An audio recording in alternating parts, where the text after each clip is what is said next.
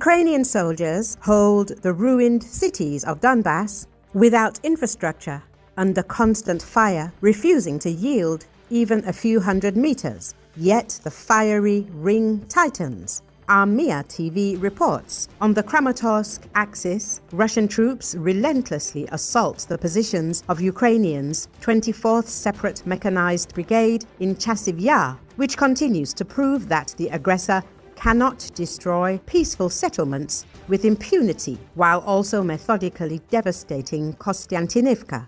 Amid the ongoing Russo-Ukrainian war, Moscow's forces have continued to focus on capturing the entire Donetsk Oblast for many months. So Pokrovsk, Toretsk, Chasiv Yar and Kostiantynivka remain the most intense areas on the front line.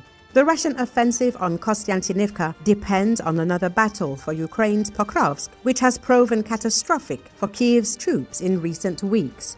Without Pokrovsk, they can't reach Kramatorsk. First Pokrovsk, then Kostiantynivka, only then Slovyansk and Kramatorsk, says Ukrainian military expert Ivan Stupak. Ivan Stupak explains that if Pokrovsk falls, Russian forces would have a direct path to Mezova in Dnipropetrovsk Oblast.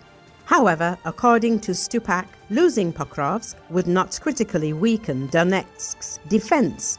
Ukrainian forces successfully slowed the Russian offensive for 13 months, gaining vital time for Ukraine and European defense. For 13 months, Russia circled Pokrovsk.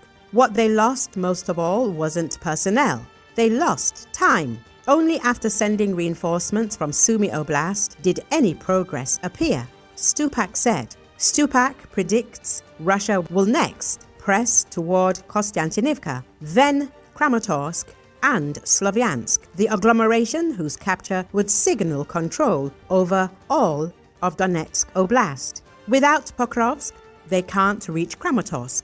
First Pokrovsk, then Kostiantynivka, only then Slovyansk and Kramatorsk, he concluded. Ole Petrasyuk, press officer of the 24th King Danilo Brigade, says that Russian assaults on the Kramatorsk axis are constant, with the occupiers regularly deploying armored vehicles. But all this equipment was destroyed. It never made it. They didn't even manage to deploy their troops, didn't even reach the center of Chasiv Yar, he said. According to him, fierce clashes continue between the city center and the canal, where Ukrainian defenders maintain the line under relentless fire. Chasiv Yar, a town divided by a canal with a pre-war population of over 12,000, is located in Donetsk Oblast and has been a focal point of Russian military efforts since March 2024. While Chasiv Yar holds the front, Kostiantynivka suffers from constant air and artillery strikes. The Russians are systematically razing the city, leaving no chance for civilians. Many civilians still remain in the city. A lot of them refuse to evacuate. It's quite dangerous there. There's no infrastructure left, and frankly, life there looks more like death, said Petrasyuk. Kostiantynivka anchors the southern approach to the Donbas fortress belt, which includes Slovyansk, Kramatorsk, Druskivka and Pokrovsk. These cities together form Ukraine's eastern bastion. If it falls, the defensive ring could be flanked, leaving the heart of the Donbas vulnerable. As of 2025, Russia has been trying to seize the Ukrainian Donetsk and Luhansk oblasts for 12 years.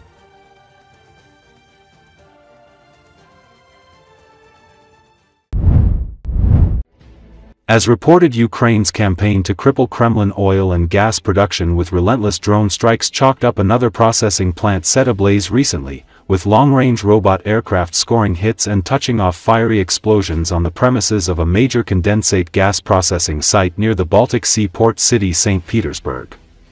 Flying wing drones tipped with explosive warheads swooped down on the U.S. Teluga facility, Russia's main processing site for natural gas piped from the Arctic and West Siberia. The Gazprom-owned processing center facility is one of the largest natural gas processing plants in Europe and the main outlet for Russian natural gas exports by the Baltic Sea. According to open sources, the UST Luga complex at full capacity can process up to 45 billion cubic meters of natural gas annually and from that produce 13 million tons of liquefied natural gas, practically all of it for export.